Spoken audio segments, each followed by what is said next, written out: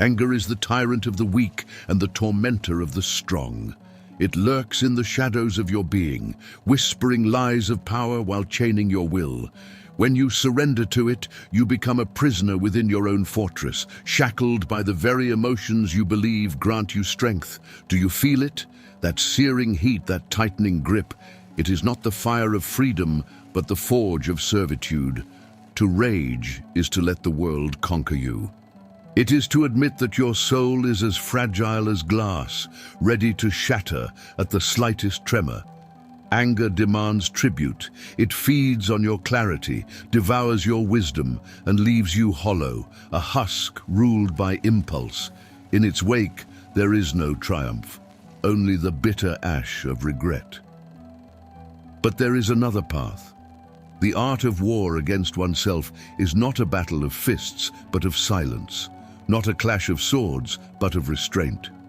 To conquer anger is to stand unmoved before the tempest, to wield stillness as your weapon, and to make your will the unassailable citadel. Only then will you know the true meaning of freedom, not as the absence of chains, but as the mastery of the self. This is no easy task. It is a challenge worthy of the highest spirit. Yet those who rise to it will find themselves transformed, their wrath transmuted into strength, their chaos into order. The choice is yours, to be ruled by anger or to rule over it. The battle begins now, and it begins within. Every surge of anger is not a testament to your strength, but a confession of your frailty. It is the howl of a caged animal, clawing at the bars of its own despair. When you rage, you do not conquer the world, you merely reveal the wounds it has inflicted upon you. Anger is the mask of power worn by those who fear their own impotence. To lash out is to surrender to the chaos within, to let the world see the cracks in your armor. Does a mountain tremble before the storm? Does the ocean roar in fury when struck by the wind? No, for they are beyond such petty indignations. But you, in your anger, allow the smallest provocations to shake your foundation. It is not the strength of the world that assails you. It is your inability to stand firm against it. The shadow of weakness takes the form of wrath because it knows no better shield. It is easier to burn than to endure, easier to destroy than to create. But what does your anger build? What does it leave behind, save for the smoldering ruins of your dignity and the bitter taste of defeat? True power lies not in fury, but in mastery. The strong man does not rage against the world, he bends it to his will through patience, through resolve, through the silent and unyielding force of his being. To transcend anger is to declare that the world holds no dominion over you. To master it is to rise above the realm of beasts and step onto the path of the Creator. Will you remain a slave to your weakness, or will you banish its shadow and stand unshaken in the light of your own strength? The choice is yours, and the battle is eternal. Let this be the first step toward victory. Step back and watch your anger as though it were a stranger. See how it writhes, how it claws for control, how it distorts your thoughts and poisons your words. In that moment of detachment, you will understand.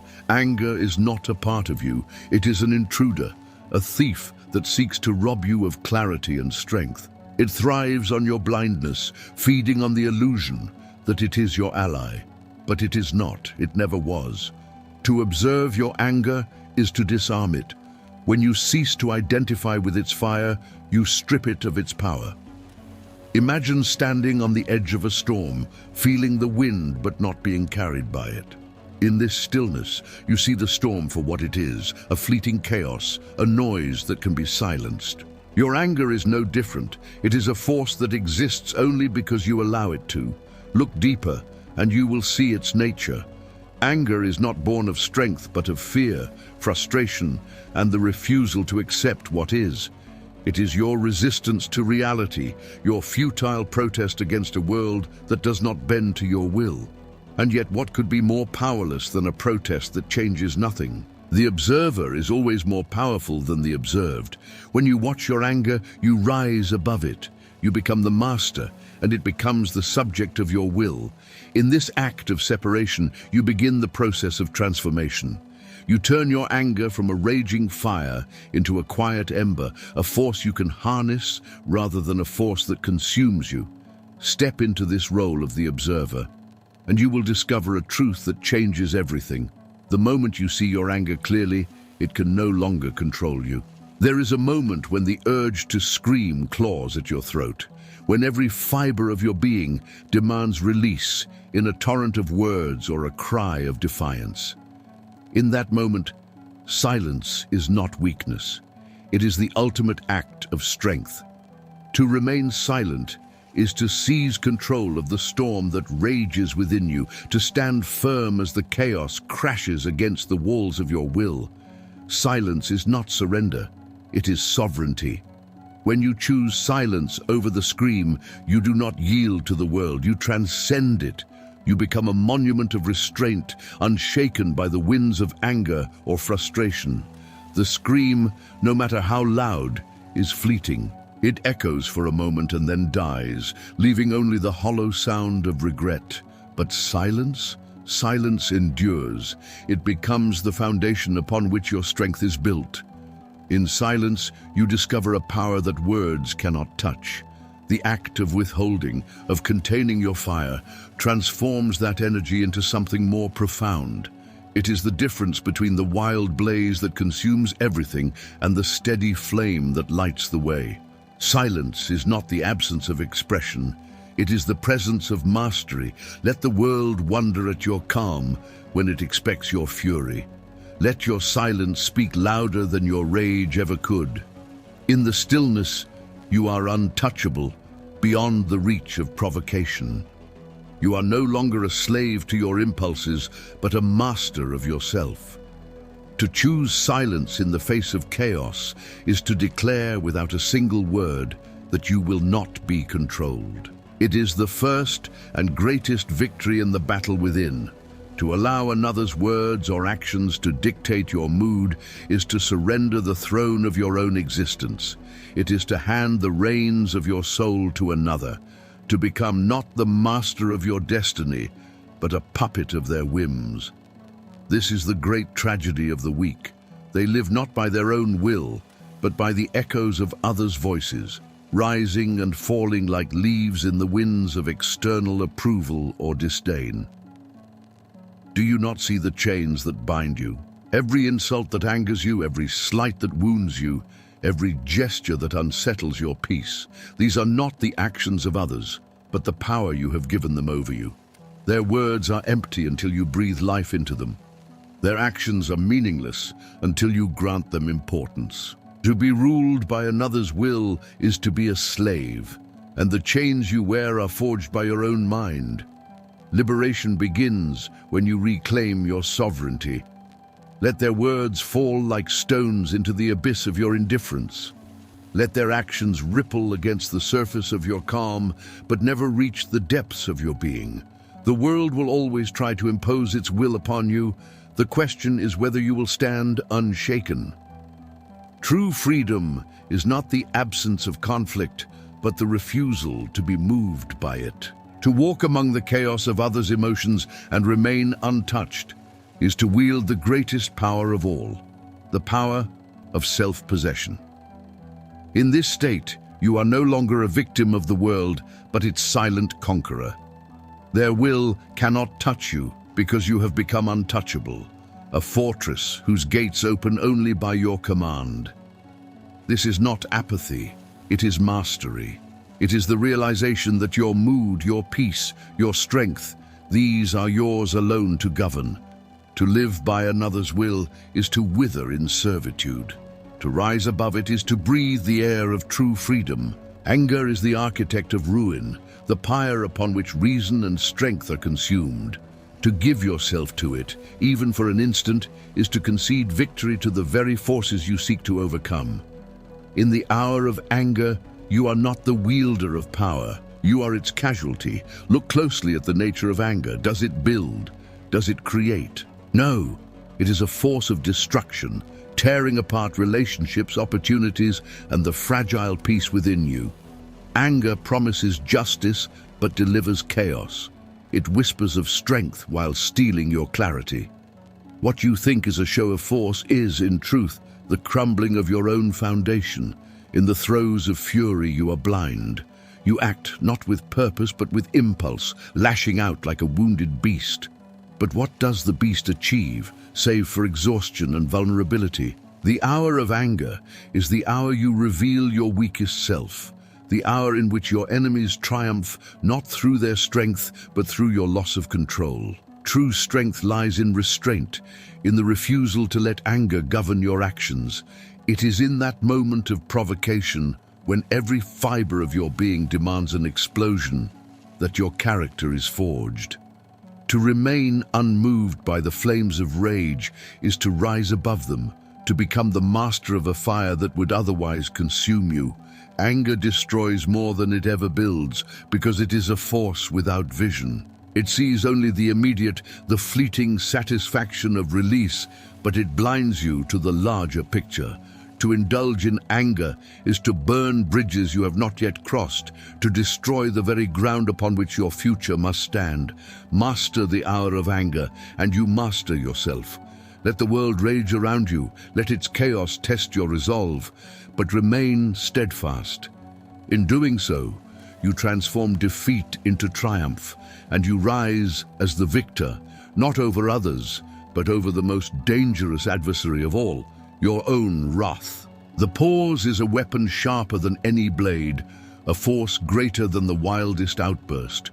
To hold your tongue, to delay your response, is not an act of weakness. It is the highest form of control. In that space between provocation and reaction lies your power, the power to rise above instinct and let reason triumph. When you rush to respond, you are at the mercy of your impulses. Anger demands immediacy. It craves the instant release of words or actions, blind to their consequences. But a slow response is a declaration of mastery. It says, "I will not be ruled by the moment. I will not let the world dictate my actions. I will respond when I choose, and with the clarity that only patience provides." The art of the slow response is the art of defeating the animal within. To pause is to wrestle with the beast of instinct, to deny it the satisfaction of control. It is in that moment of stillness that you reclaim your sovereignty. The world may expect fury, but you give it silence. It may seek chaos, but you deliver calm. And in doing so, you disarm not only your adversaries, but the turmoil within yourself. A slow response is not inaction, it is deliberate action. It is the choice to weigh your words, to measure their impact, to ensure that what you release into the world is not the product of rage, but the fruit of wisdom. The pause is where your power lies, where your thoughts crystallize into something greater than reaction, understanding, strategy, and strength. Master the pause, and you master the moment. Let others stumble in their haste while you stand firm, unshaken by the storm. In the silence of your restraint, you will find a voice stronger than any shout, a presence that commands respect, and a mind unclouded by emotion. This is the art of the slow response, the mark of one who walks the path of true mastery. Every wave of rage that crashes against your soul is not an enemy to be feared, but a teacher to be embraced. It is in these moments of irritation, when the pulse quickens and the fire rises, that your spirit is tested, shaped, and strengthened. The wave does not come to destroy you, but to refine you, to teach you the art of standing firm when every instinct screams to break.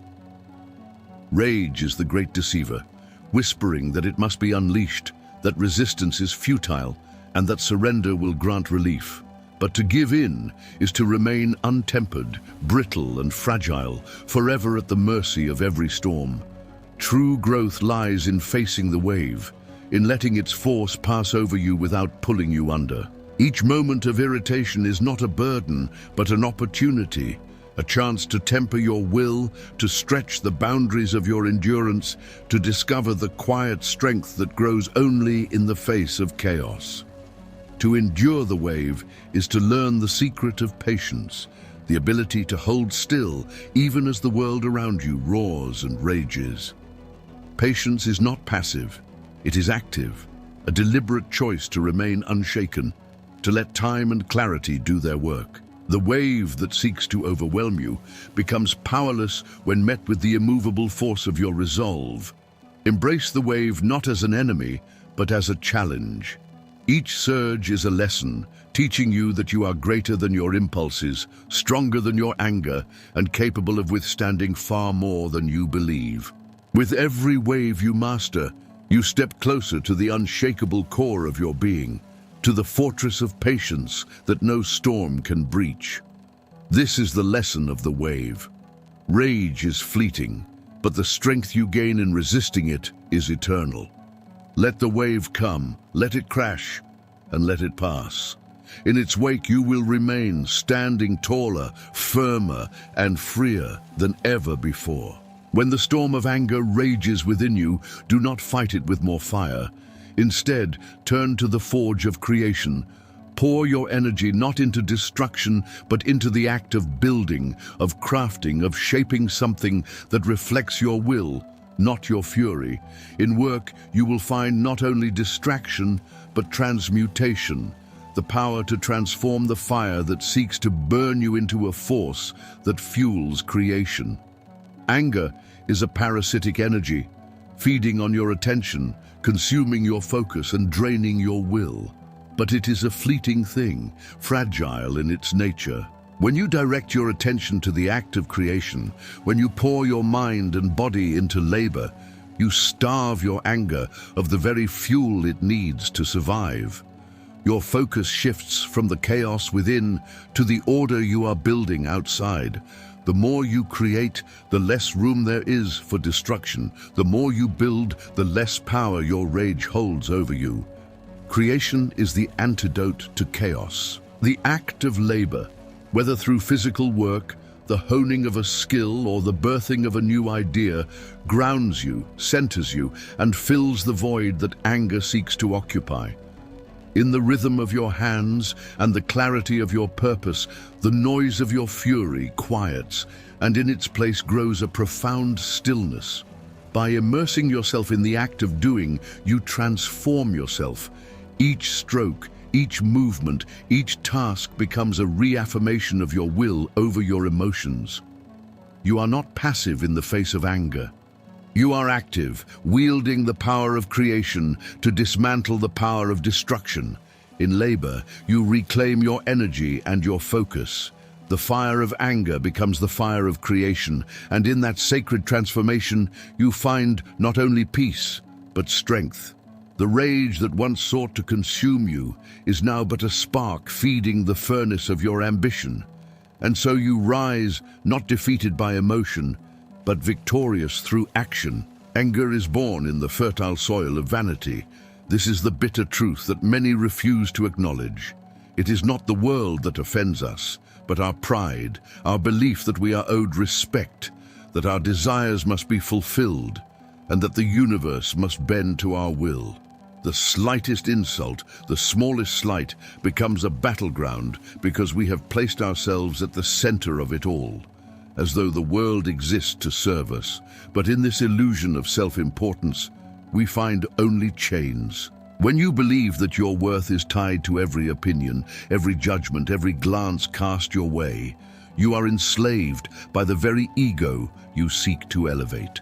The moment someone challenges this fragile construct, the fury within you rises, not because you are wronged, but because you are reminded of your own emptiness. The world, in its indifference, exposes the lie you have so carefully constructed.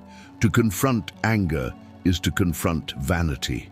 It is to strip away the layers of self-importance and see yourself not as the center of the universe, but as a single, fleeting part of a vast, indifferent cosmos. The world will continue to turn, whether you are praised or scorned, and the more you tie your identity to external validation, the less you will understand your true power.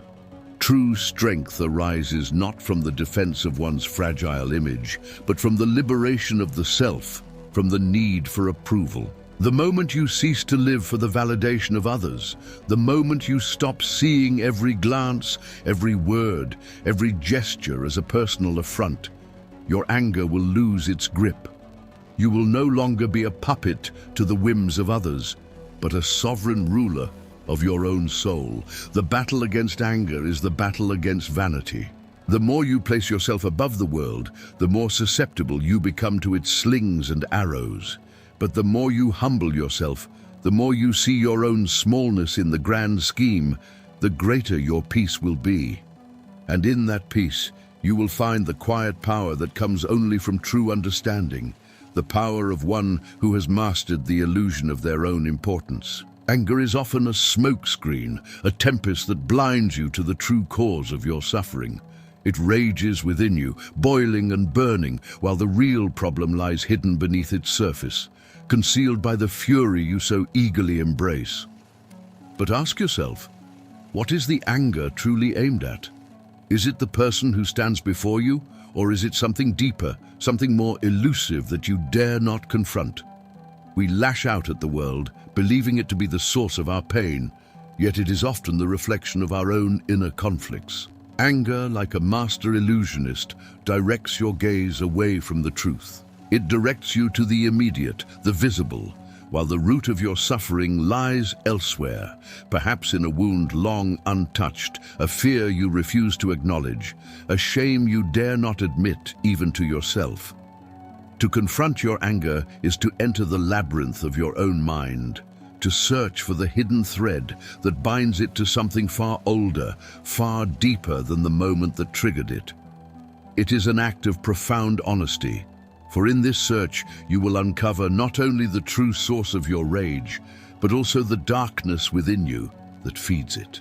You may find that the anger you direct at others is but a shadow of a deeper unspoken grief or frustration, one that has been festering unnoticed until it erupts in an uncontrollable fury.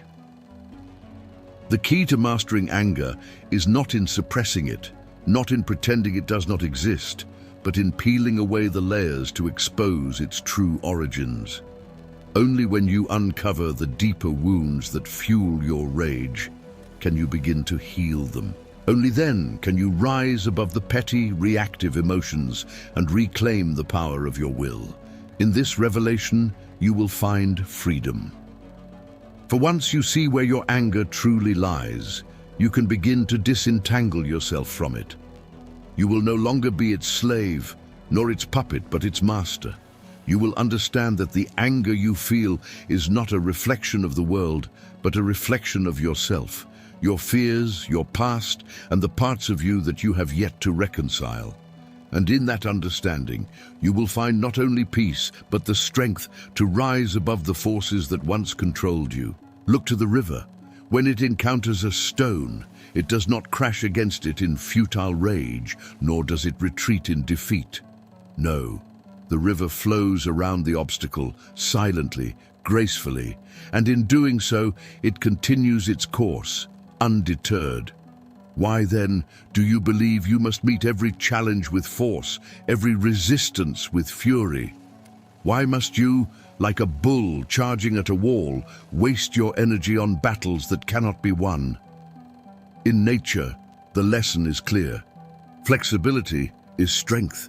The river does not waste itself on resistance. It adapts, it yields, but in yielding it masters the stone, it masters the mountain, it masters the very terrain that would seek to stop it. It does not submit to the stone, but neither does it fall victim to it. It learns to move with it, to flow around it, to become the very force that shapes the world without forceful destruction. So ask yourself, why must you be rigid? Why must your fury be your first response? The stone is not your enemy, nor is it your obstacle. It is simply a part of the terrain.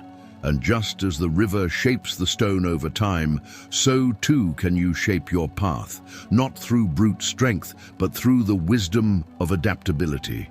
What power lies in the ability to bend, to flow, to find your way around obstacles instead of wasting yourself trying to break through them? To learn from the river is to understand that resistance is not the answer. It is not in constant conflict, not in grinding against the world, but in finding a way through it, around it, and beyond it. The stone will remain, just as challenges will always arise, but you have the power to flow, to reshape your response, and to rise above the need for anger. In this adaptability, you find not weakness, but profound strength. The strength of one who understands that true mastery lies not in overpowering the world, but in flowing with it, shaping it with the quiet power of resilience. And in that, you will find a peace that no stone, no obstacle can ever take away. Lift your gaze above the petty storms that swirl around you. The world is full of distractions, insults, slights, misunderstandings that seek to pull you into their vortex. But you must not be ensnared by these trivialities, these moments of fleeting irritation that only serve to drain your energy. Instead, direct your focus to something far greater, something worthy of your strength, your passion, and your will. Imagine your energy as a powerful wind, capable of shaping the landscape. Yet, this wind is fickle. If it is spent on trifles, it dissipates into the nothingness. But when it is harnessed and directed toward a higher purpose, it becomes unstoppable, transforming everything in its path. The small irritations that once consumed you lose their power over time. They become mere whispers, drowned out by the mighty roar of your focused will. In the pursuit of something higher, your purpose becomes your shield and your sword. The petty grievances of the world, the insults, the challenges, they no longer matter because you are no longer defined by them. You are defined by your vision, by your quest for meaning, by the call of something far greater than the transient storms that plague your days.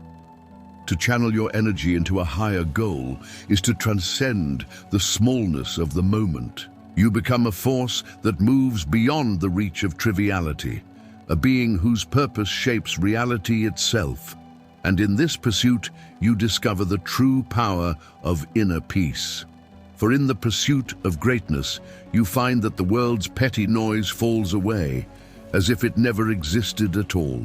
Your higher purpose is the wind that carries you above the mire. It is the only thing that can make you truly impervious to the small, fleeting dramas of daily life.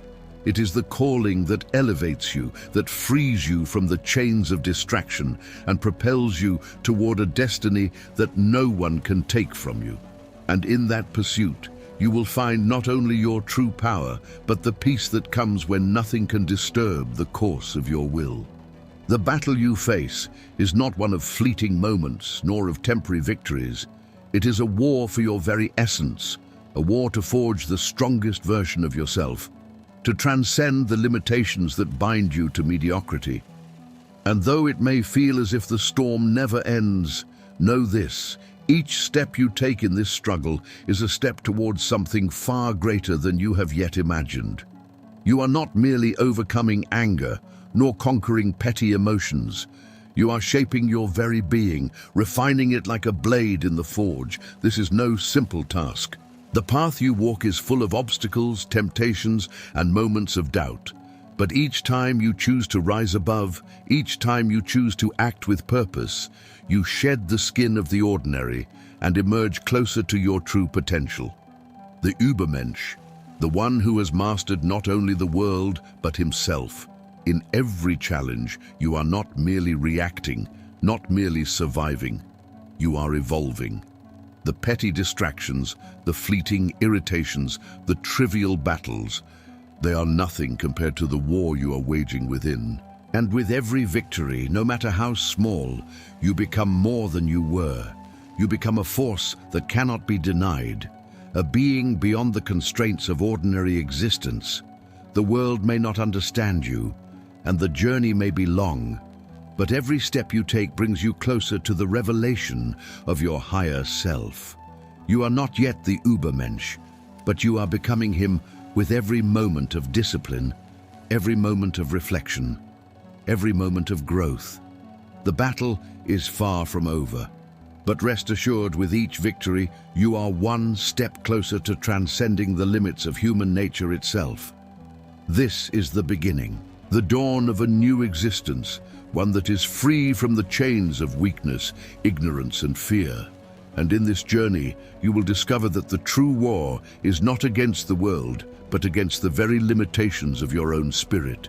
You are on the path to greatness, and every step you take is one that brings you closer to the extraordinary power that lies dormant within you.